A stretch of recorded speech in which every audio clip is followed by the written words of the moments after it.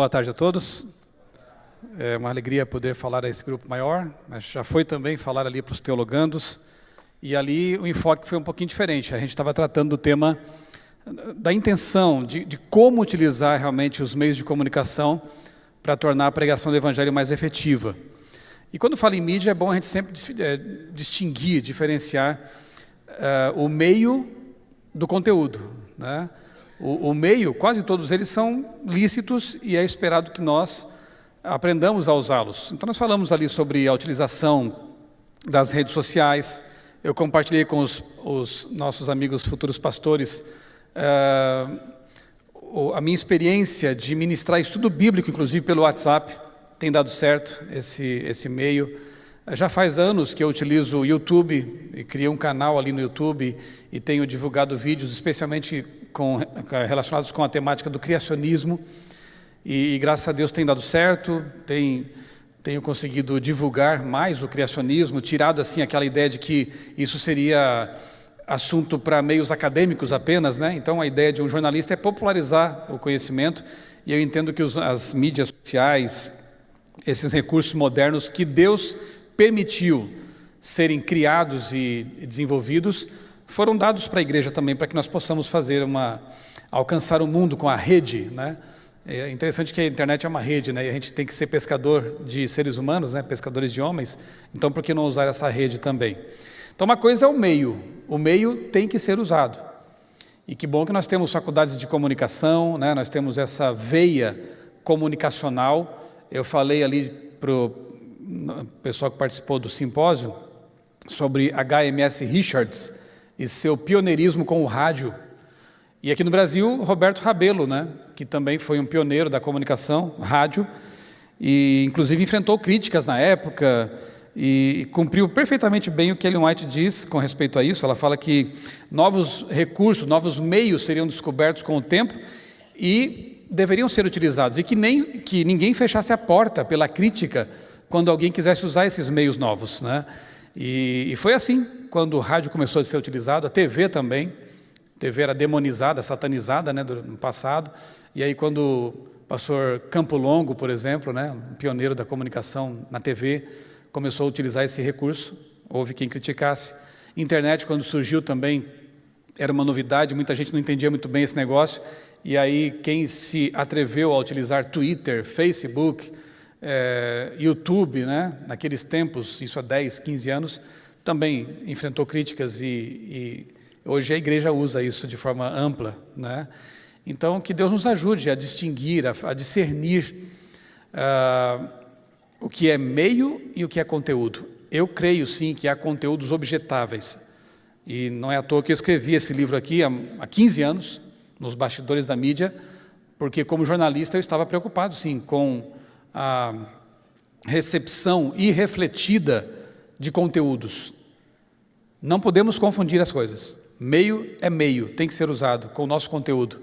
Conteúdos devem ser analisados, criticados, se for o caso, e consumidos se forem lícitos e passarem no crivo de Filipenses 4:8, que diz aquele texto mesmo? Tudo que é puro, amável, de boa fama, se há alguma virtude, louvor, seja isso que ocupe o vosso pensamento. Eu creio que essa é uma das balizas importantes. A outra para mim, e agora eu já começo aqui com a apresentação, é Romanos 12, verso 2. Enquanto você abre a Bíblia, deixa eu falar um pouquinho mais sobre esse livro aqui, nos bastidores da mídia. Como eu disse a vocês, a primeira edição dele foi publicada em 2005, já faz um tempinho aí, né? 2006, eu acho. E por vários anos esse livro foi utilizado, inclusive em escolas, né? Teve uma boa sobrevida aí. Só que com o tempo, claro que os exemplos vão se desatualizando. Quando eu escrevi esse livro, não existia Google, pra você ter uma ideia, né? Hoje é inconcebível pensar que não houvesse essas coisas. YouTube não existia. E eu acho que nem Facebook. Tinha o Orkut, lembra do Orkut? Quantos aqui são do tempo do Orkut? Levanta a mão. Já denunciaram a idade, né? Naquele tempo não havia Facebook, por exemplo. Então, obviamente que os pilares filosóficos, teológicos do livro não mudaram. É a Bíblia, é o Espírito e a Profecia. Mas os exemplos, né, de que eu tratava na primeira edição, eles foram se desatualizando. E em 2016, a Casa Publicadora Brasileira me deu a oportunidade de atualizar o livro, que eu fiz com muito prazer. Então essa aqui já é a edição atualizada. Eu enriqueci as referências, então tudo que eu afirmo aqui tem referências, né, com base em pesquisas científicas, acadêmicas. Você pode verificar no fim de cada capítulo ali as centenas de referências. Quem quiser se aprofundar no assunto tem bastante material ali, vídeos, documentários, artigos, livros. Eu omiti alguns capítulos, acrescentei outros, aqui, especialmente a questão sobre mensagens subliminares, porque nos anos 90 era uma febre, né? E a gente é produto do meio, né? Eu embarquei também em algumas ondas aí meio complicadas e eu tive que ter a humildade de rever muitos conceitos, e o capítulo que eu tenho aqui hoje, ele não me envergonha. Então, graças a Deus eu pude atualizar o livro, e essa nova edição me deixou bastante satisfeito. Eu fiz a mesma coisa com o livro História da Vida. Uns 4 anos atrás, eu também atualizei aquele livro, e graças a Deus ele continua sendo utilizado em escolas, em igrejas, enfim. Eu julgo que ele tenha ajudado algumas pessoas, e foi feito com muita oração, a pesquisa e tudo mais, está aí, né? Se você conheceu a antiga edição, eu convido você a conhecer a nova. Eu diria que 50% do material é novo e aprofundado, tá bem? Romanos 12, verso 2, se você trouxe a Bíblia, eu quero te convidar a ler comigo esse texto. Sempre que eu falo sobre esse assunto, para mim ele é o texto introdutório. Eu já mencionei o texto com o qual eu fecho essas palestras, que é Filipenses 4:8. Mas eu sempre abro com esse aqui, Romanos 12. Vamos ler o verso 1 também, que diz assim: Rogo-vos, pois, irmãos, pelas misericórdias de Deus, que apresenteis o vosso corpo por sacrifício vivo, santo e agradável a Deus, que é o vosso culto racional. E não vos... Outra coisa que ele roga, então, né? Uma coisa que ele roga é que nós apresentemos o nosso corpo como um sacrifício santo, agradável a Deus, e tenhamos um culto racional. Não nos deixar levar pelas emoções unicamente, né? E aí ele fala mais, que não nos conformemos, não vos conformeis com este mundo, com este século, mas transformai-vos pela renovação da vossa mente, para que experimenteis qual seja a boa, agradável e perfeita vontade de Deus.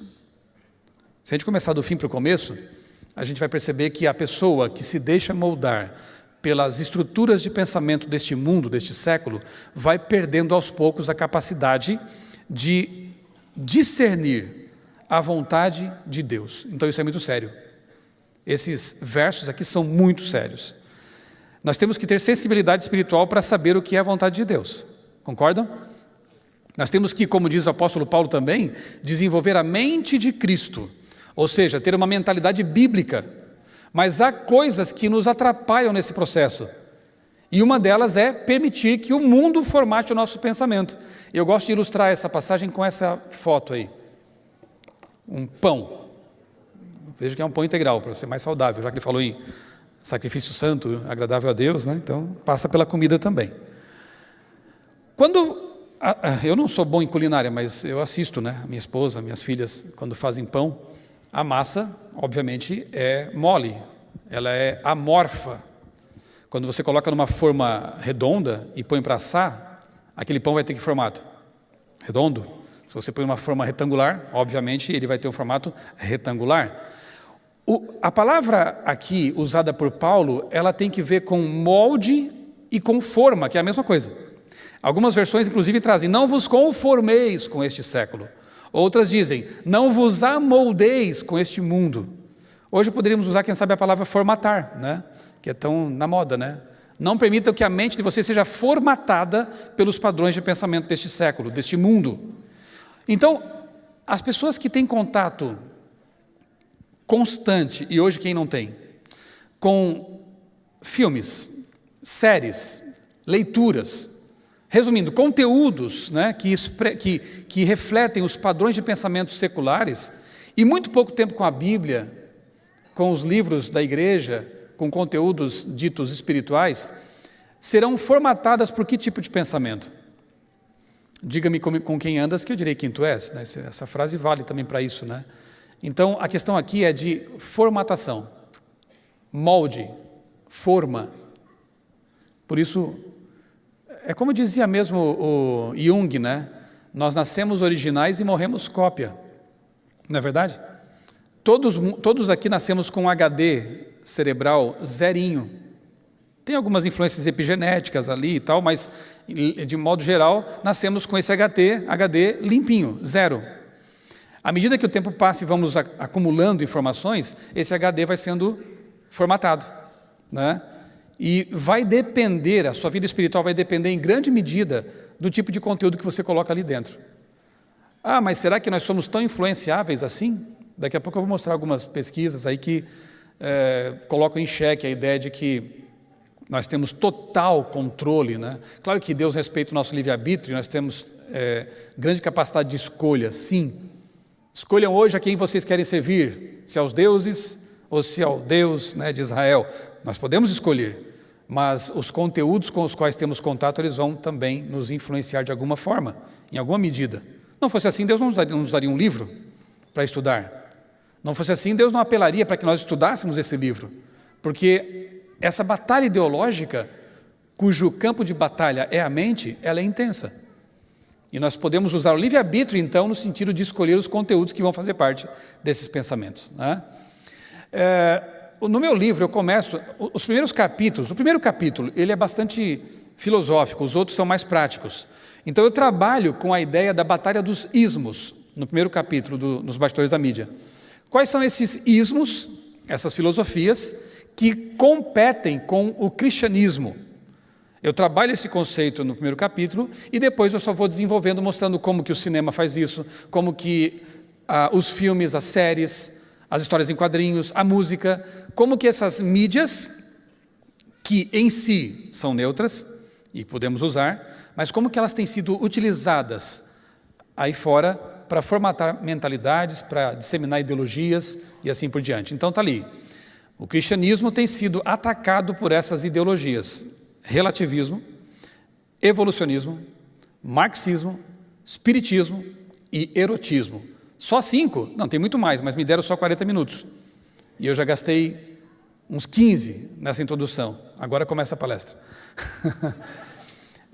Amostragem, talvez eu nem consiga falar dos 5 aqui nessa tarde, tá bom? Há muitos ismos que vão contra o ismo do cristianismo. Vou começar pelo primeiro aqui então, que é o relativismo, e com isso eu ilustro por meio de uma tirinha que eu mesmo produzo de vez em quando tenho tempo, ou seja, nunca mais produzi, que é a tirinha do Isaac Newton e Charles Darwin.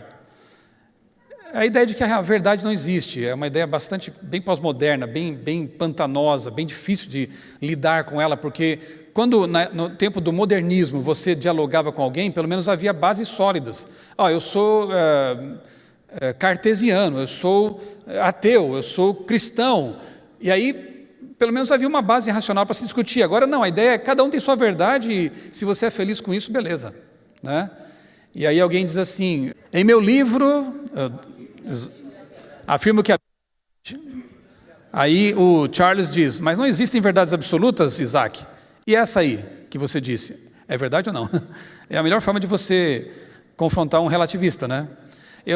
O relativismo é a verdade. Não é estranho isso? Ou então não existem verdades absolutas. Aí você pergunta: você está absolutamente certo disso? Aí a pessoa fica numa situação complicada. Mas é uma ideia, né, que hoje em dia percorre aí os meios acadêmicos e midiáticos, né, de que cada um tem sua verdade e ponto final. E sinta-se feliz com isso. Nós não pensamos assim, obviamente, porque nós cremos que conhecereis a verdade e a verdade vos libertará. Esse ponto aqui eu não quero me demorar. Eu vou passar também, tudo aqui vou passar en passant, né? Tudo é assim, um voo rasante, só para você ter uma ideia geral do que trata o livro, e eu te convido a ler depois nos Bastidores da Mídia, nova edição, tá bom? Vida não precisa de Deus, é a ideia que subjaz aí no conceito evolucionista, né? E essa ideia vem sendo cimentada cada vez mais por meio de outras produções agora mais modernas, mais interessantes, como X-Men, por exemplo, que tem como base o conceito de evolução. Eles não são super-heróis porque foram picados por uma aranha geneticamente modificada ou porque vieram de outro planeta. Eles são heróis porque é o destino da humanidade. Evoluir, se aprimorar. E aí aparecem poderes e assim por diante. Quer dizer, a ideia foi vendida e comprada, né? Implicações práticas de uma ideia, porque ideias têm consequências. Você não pode adotar uma cosmovisão e achar que ela vai ficar só no campo das ideias. Elas têm aplicação prática.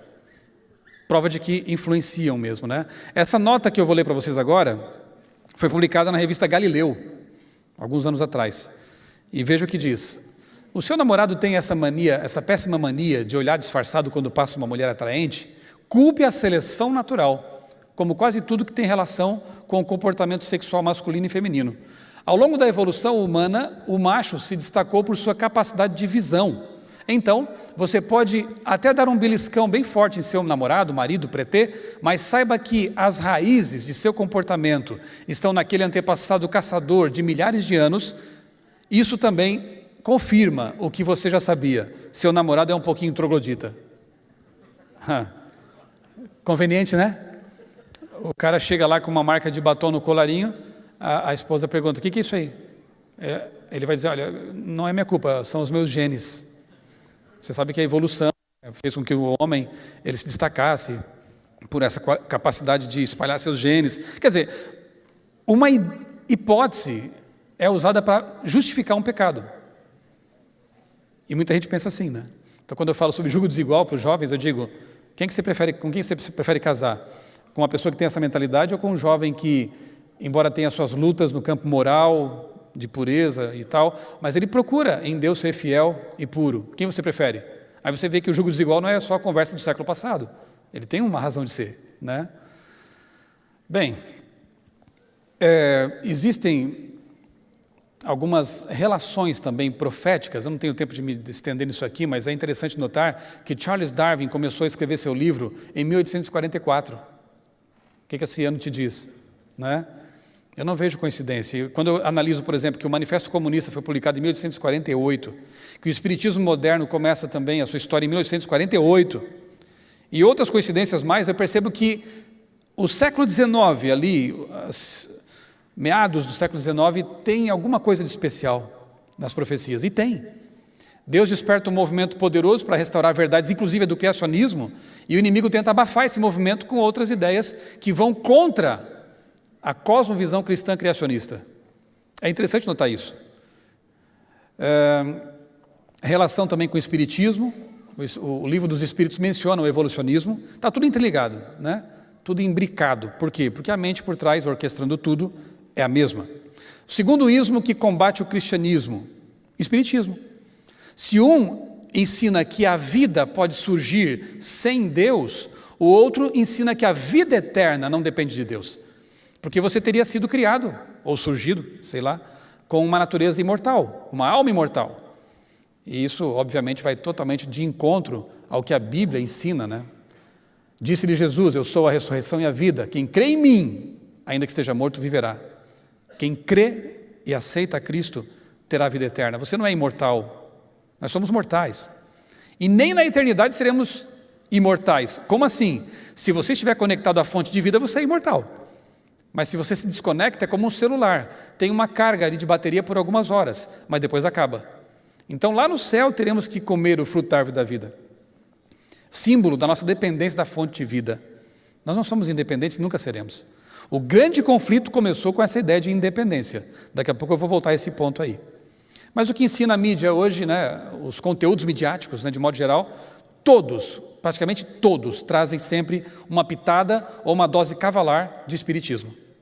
Filmes, né, séries, revistas que quando falam de cristianismo ou Bíblia atacam, são jocosos, mas quando falam de cristianismo, de espiritismo, tem uma abordagem assim ufanista, educada, né?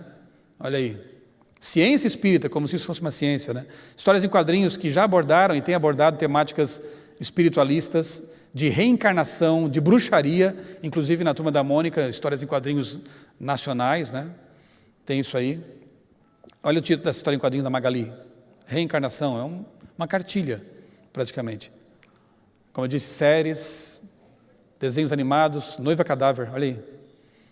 Monster High, né? Voodoo, bruxaria, vampirismo, virou brinquedo, né? Assusta quando a gente vai comprar material escolar para as crianças e tem uma seção inteira lá com cadernos com caveira, com bruxas, né? Com zumbis. Isso virou tema de infantil.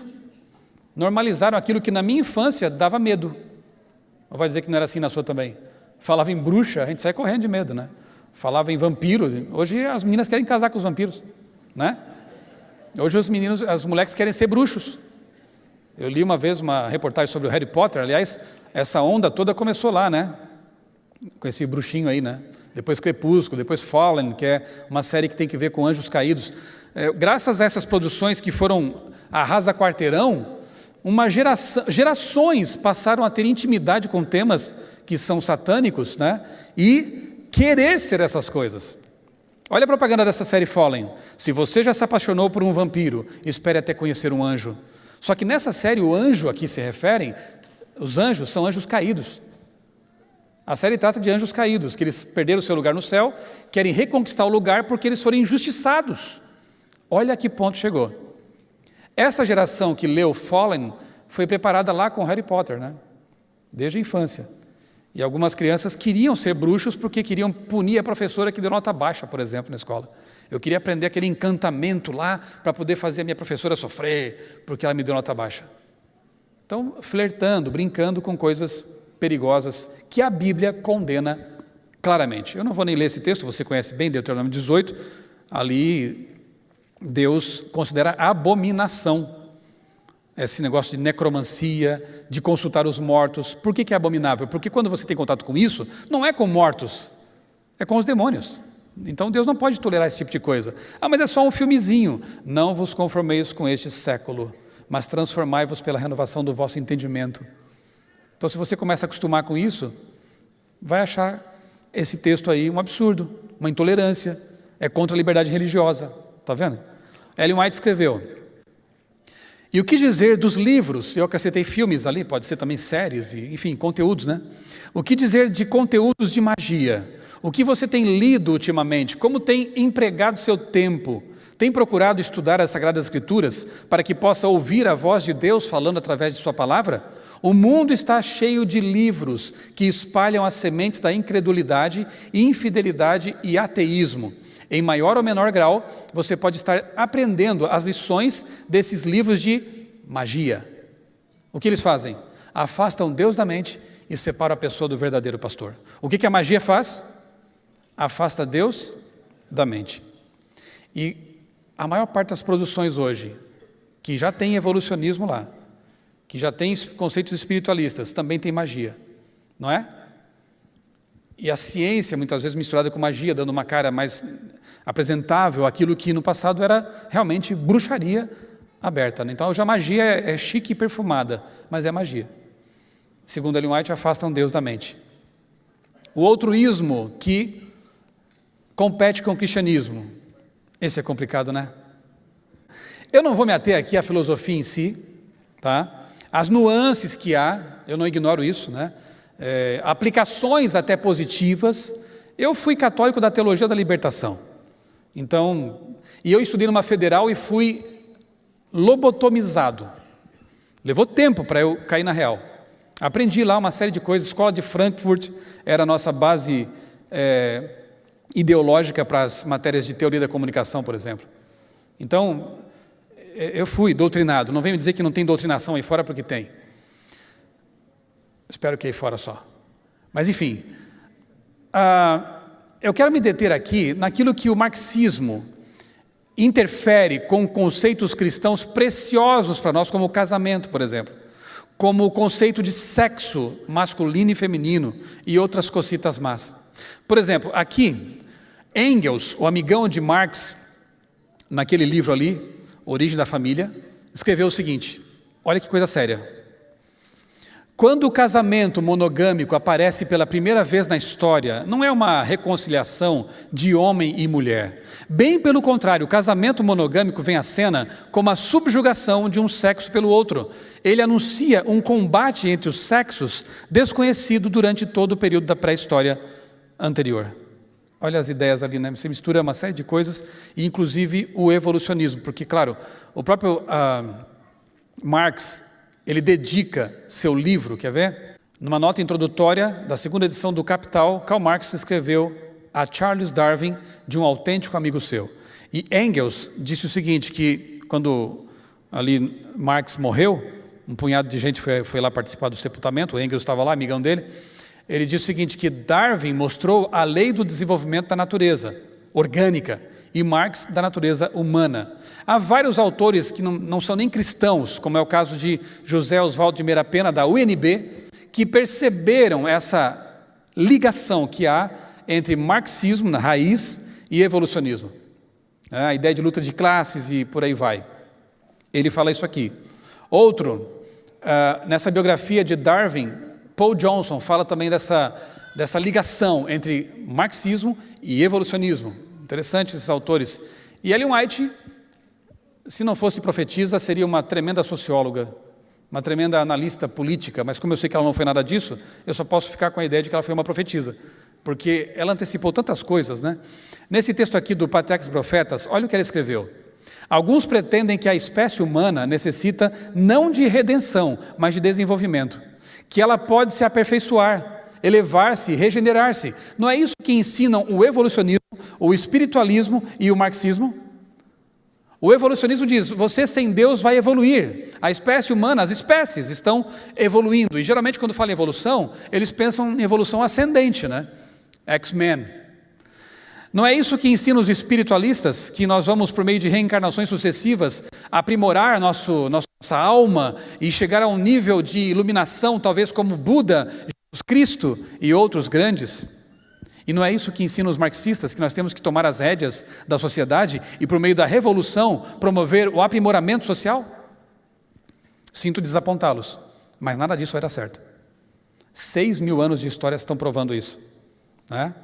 Ellen White diz que não é de revolução que nós precisamos, não é de evolução que nós precisamos. Precisamos de quê?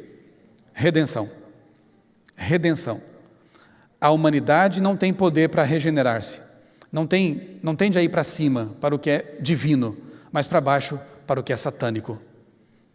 A entropia espiritual é o nosso destino, a menos que alguém de fora, todo-poderoso, intervenha e nos faça subir. Se não, deixados a nós mesmos, não tem jeito. Então, o resumo de tudo, gente, é isso aí, ó. A espinha dorsal do meu livro é essa. A essência das 3 mensagens angélicas é a justificação pela fé, diz Ellen White. E a essência da justificação pela fé é a dependência de Deus. Eu dependo de Deus para a minha salvação, para tudo. Sem mim nada podeis fazer. Mas o diabo veio com essa ideia ridícula, satânica, de que nós podemos evoluir independentemente de Deus. Essa mentira começou no Éden. Come, Eva, você não vai morrer e você será como Deus. Todos os ismos que combatem o cristianismo e que são disseminados pela mídia têm esse ponto em comum. Você pode, você vai evoluir, você vai conseguir. É a revolução. Não. A proposta de Deus, na essência das mensagens mais importantes que como igreja temos que dar é: nós precisamos dele desesperadamente para tudo, especialmente para ser salvos. Então nós somos dependentes. Por isso que Paulo diz: transformai-vos pela renovação do vosso entendimento. Não se submetam aos ismos deste mundo, porque vocês vão correr o risco de ser contaminados com ideias de independência, de afastamento de Deus, e tudo que ele mais quer é afastar-nos de Deus, que é a nossa única solução. É o único que pode nos salvar. Aqui, olha que interessante, para aqueles que ainda dizem que não tem influência nenhuma, né? Estudo do Banco Internacional de Desenvolvimento relaciona novelas a divórcios no Brasil. Eu acho essa notícia bem interessante, porque o que eles perceberam? À medida que o sinal de uma das maiores emissoras do Brasil, entendidos entenderão, né?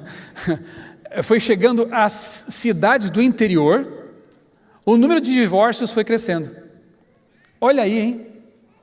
Lá onde o casamento era levado a sério, onde as pessoas lutavam para manter o voto que foi dado lá no altar, porque homem de verdade e mulher de verdade honra a sua palavra, né? Na saúde, na doença, na alegria e na tristeza, eu decidi permanecer fiel a essa pessoa. Isso é palavra. E Deus estava ali abençoando essa união. Mas essas novelas foram chegando, essas séries foram chegando, e as pessoas começaram a relativizar aquilo que é um princípio pétreo para nós. Não, se você não gostou, separe. Não deu certo, você vai ser infeliz na sua vida, né? Então assim, por qualquer motivo, E de fato as pessoas foram aceitando essas ideias.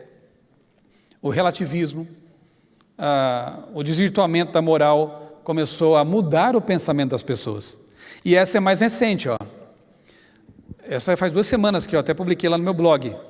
Suicídios de adolescentes aumentaram nos Estados Unidos depois da estreia daquela série 13 Razões, que tem como base do enredo o suicídio de uma menina, né? Aumentou, gente, 29% o número de suicídios nos Estados Unidos no momento que essa série começou a ganhar as telas. Vai dizer que não influencia.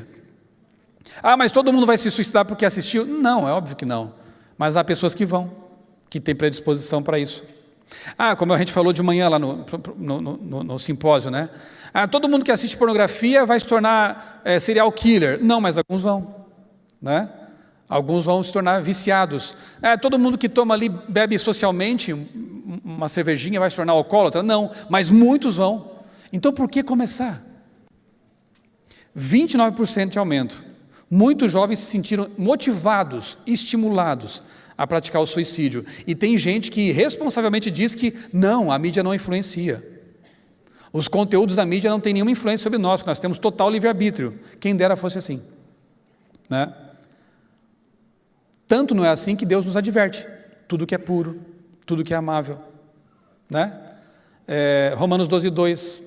Siga esses conselhos e use então o seu livre-arbítrio evitando essas coisas, não tendo contato com essas coisas, né? Esse é o conselho que Deus nos dá.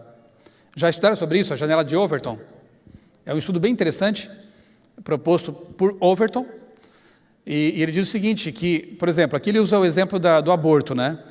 Houve um tempo em que o aborto era totalmente proibido, objetável, só que graças à influência insistente dos meios de comunicação, dos conteúdos divulgados nos meios de comunicação, ideias como o aborto começam a ser deslocadas, a janela começa a ser deslocada então do proibido para o proibido com pequenas ressalvas. Avançando um pouco mais, forçando um pouco mais a situação, chega um momento que, eu sou neutro, tanto faz, né? Cada um escolhe o que quer fazer. O bombardeio de conteúdos começa a influenciar mais um pouco, permitido com pequenas ressalvas, e chega a um ponto que é totalmente permitido. Vai dizer que isso não acontece na igreja também, com vários temas. Coisas que antes eram proibidas. Não estou julgando aqui se era correto proibir ou não, mas por causa da influência dos meios, né, como é que se diz, o espírito da época, né? Essa janela vai sendo deslocada, movida, e chega um momento na história da própria igreja mesmo, que coisas antes tidas como erradas passam a ser certas. Mas quem disse que é certo? Ou quem disse que está errado? Nós temos que ter uma mente de Cristo, né? Temos que ter uma mente bíblica para saber realmente se é correto abraçar ou correto renegar essas ideias. Sabe, o diabo é tão esperto que, sabendo que o tempo dele é curto, e sabendo também que ele não vai conseguir arrancar a Bíblia de nós, já tentou isso no passado, ele está nos distraindo, nos mantendo num sono, acordados. E quanto menos contato com a Bíblia as pessoas têm, menos elas conseguem discernir entre o que é certo e o que é errado. E chega um ponto de fazer o que Isaías, né, diz lá, que chama o mal de bem e o bem de mal. A cabeça está tão torcida, tão complicada, que chegam a inverter, né, fazer uma inversão de valores real. Estude um pouquinho sobre essa janela de Overton, é interessante esse processo descrito aí pelo estudioso, né? Alguém sabe quem foi esse senhor aí? Alguém sabe? Ele foi um publicitário, né, que teve grande êxito no que fez. Teve tanto êxito que convenceu uma nação inteira a respeito de uma ideia. Joseph Goebbels, o ministro da propaganda de Hitler. É dele essa frase: uma mentira repetida 1000 vezes torna-se uma verdade. Ele sabe o que está dizendo porque ele conseguiu fazer isso. Convenceu uma nação inteira de que uma coisa terrível chamada nazismo era o melhor para eles. E se um homem conseguiu fazer isso, o que o diabo não é capaz de fazer com meios muito mais poderosos, né, à disposição dele? Então, realmente, eu insisto, não sejamos ingênuos, né? Não sejamos ingênuos. Conselhos inspirados: as más companhias pervertem os bons costumes. Más companhias, quer sejam virtuais ou reais, Com quem a gente anda, a gente acaba absorvendo isso, né? Então, as más companhias pervertem os bons costumes. Outra, o companheiro dos insensatos se tornará mau. Provérbios 13, verso 20. Testemunhos seletos, a mente humana fica raquítica e debilitada, fica fraquinha, quando se ocupa apenas de assuntos triviais, não se elevando nunca acima do nível das coisas temporais e sensíveis, para apreender os mistérios do invisível. Quem está falando aqui para vocês é alguém que na adolescência foi viciado em histórias em quadrinhos de super-heróis, viciado em cinema. Você acha que foi fácil quando eu me converti gostar de ler a Bíblia e os livros de Ellen White? Não foi fácil, eu tenho que admitir. Era difícil, eu estava acostumado a ler história em quadrinhos, tinha desenho, a Bíblia não tinha, né? Os livros de Ellen White também estão numa tradução para o português antigo, né? Década de 50, 60, foi difícil, mas eu entendi que a Bíblia é a carta de amor de Deus.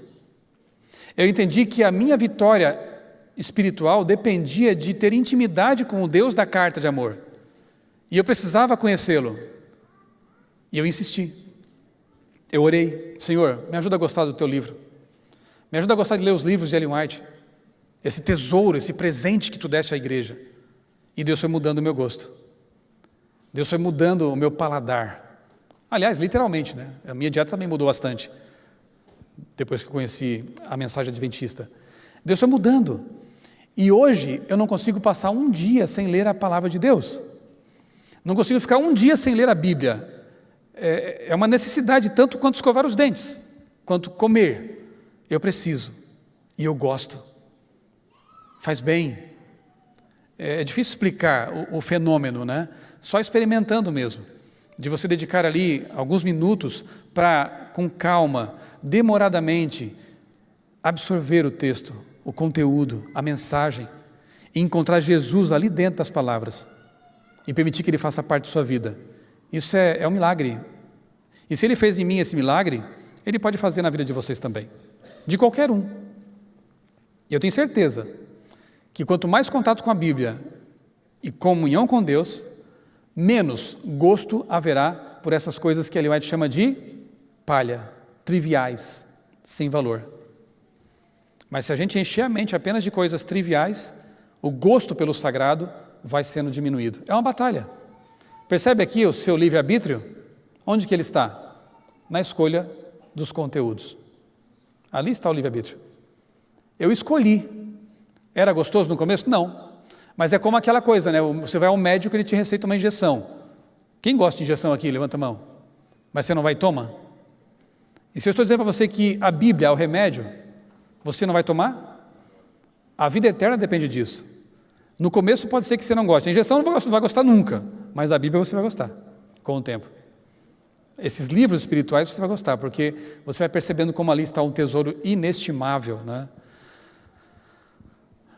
Aí está a frase que eu mencionei há pouco: nascemos originais e morremos cópia. Você quer ser cópia de quem? Depende de quem você acompanha, de quem você curte. Se você curte Jesus, se você acompanha Jesus, você é transformado pela contemplação e vai cada vez mais se parecer com Jesus. Mas se você só vê Thor, se você só vê Capitão América, você vai se assemelhar a esses aí. Em lugar de salvar, você vai querer dar uma martelada na cabeça do cara. Estou exagerando um pouquinho aqui, mas enfim, né? Não deixa de ser assim, né? A gente vai se parecer mais com quem mais a gente conviver. Somos transformados pela contemplação. E encerro, você sabe de cor, né, esse texto, né? E deve ser a nossa baliza, a gente deve memorizar mesmo esse texto aí. E toda vez que você tiver dúvida com respeito a um conteúdo midiático, quer seja na internet, uma música, um filme, uma série, pensa nesse verso, traga à sua memória, porque se aquilo ali é puro, edificante, agradável, se há algum louvor, né, que ocupe o seu pensamento, mas se ele for reprovado por esse texto, não avance, não navegue, não escute, não assista, porque vai atrapalhar você na sua caminhada para o céu, no seu preparo espiritual, tá bem? Nos bastidores da mídia tem tudo isso e muito mais. Cabe a gente escolher aquilo que vai fazer parte da nossa vida e aquilo que deve ser rejeitado porque não convém. Que Deus nos abençoe e nos faça ser consumidores críticos dos meios de comunicação, dos conteúdos midiáticos, a fim de que nós possamos crescer e não nos perder por causa disso. E que usemos aquilo que é lícito usar como ferramenta evangelística para alcançar as pessoas que estão aí precisando dessa mensagem. Tá bom? Vamos terminar com uma oração? Todos em pé?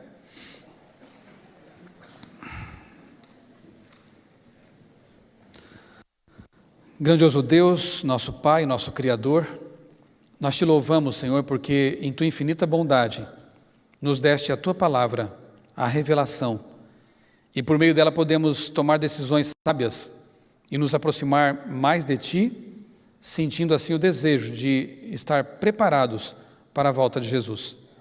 Nós sabemos, Senhor, que nesses últimos dias o inimigo tem usado muitos recursos para nos distrair, nos afastar de ti e da tua palavra. Ajuda-nos, Senhor, a exercer sabiamente o livre-arbítrio que nos deste, para que escolhamos apenas conteúdos edificantes, conteúdos que nos aproximam de ti e que nos ajudem nessa caminhada rumo à Canaã celestial. Ajuda a tua igreja também, Senhor, a ter discernimento para usar de modo lícito e abençoado essas ferramentas que tu possibilitaste ser criadas, desenvolvidas, também para a pregação do Evangelho. Que possamos usar com sabedoria a internet, a TV, o rádio, os impressos, tudo isso para a pregação do Evangelho. Continua, Senhor, abençoando essa instituição, porque aqui são formados profissionais de comunicação, aqui são formados profissionais de várias áreas. Essas pessoas possam, depois de formadas, levar tudo o que aprenderam aqui, especialmente esse contato que tiveram contigo e a tua palavra, levar aos círculos nos quais elas forem conviver, para que essa mensagem se o mais rapidamente possível. Dá-nos, ó Deus, a tua paz, uma semana abençoada, nós pedimos agradecidos, em nome de Jesus. Amém.